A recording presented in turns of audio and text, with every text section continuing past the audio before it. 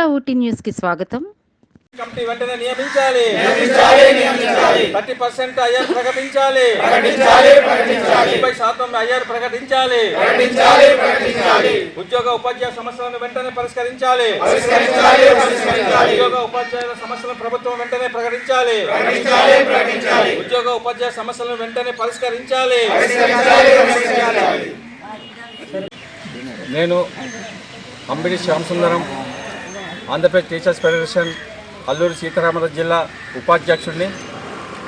ఈరోజు రాష్ట్ర వ్యాప్తంగా ఆంధ్రప్రదేశ్ టీచర్స్ ఫెడరేషన్ ఆధ్వర్యంలో అన్ని మండల తాలూకా కేంద్రాలయాల్లో ఉద్యోగ ఉపాధ్యాయ సమస్యలు గురించి ఈరోజు పాత తాలూకా కేంద్రాల్లో ఈ సమస్యలపై తహసీల్దార్ కార్యాలయంలో మెమోరాండం సమర్పించడానికి ఈరోజు రాష్ట్ర వ్యాప్తంగా ఈ ధర్నాలు నిర్వహిస్తున్నాము. మరి గతంలో ఉపాధ్యాయులు కానీ ఉద్యోగుల సమస్యలు కానీ నిర్లక్ష్యం వహించింది. మరి ఇప్పుడు వచ్చినటువంటి ప్రభుత్వం సంవత్సరం అయినప్పుడు కూడా ఉపాధ్యాయుల సమస్యలు కానీ, ఉద్యోగ సమస్యలు కానీ, కార్మికుల సమస్యలు కానీ, పెన్షనర్ సమస్యలు కానీ నేటి వరకు పరిష్కరించేటువంటి పరిస్థితి కనిపించట్లేదు. మరి ఈనాటికి 12వ పిఆర్సీ మరి ప్రకటిస్తామంటున్నారు. 12వ పిఆర్సీ వెంటనే ప్రకటించి మరి వెంటనే కమిటీ ఏర్పాటు చేసి ఐఆర్ 30% ఐఆర్ని ప్రకటించాలి. అలాగే 11వ పిఆర్సీలో ఉన్నటువంటి పెండింగ్ బకాయిలు వెంటనే చెల్లించాలి.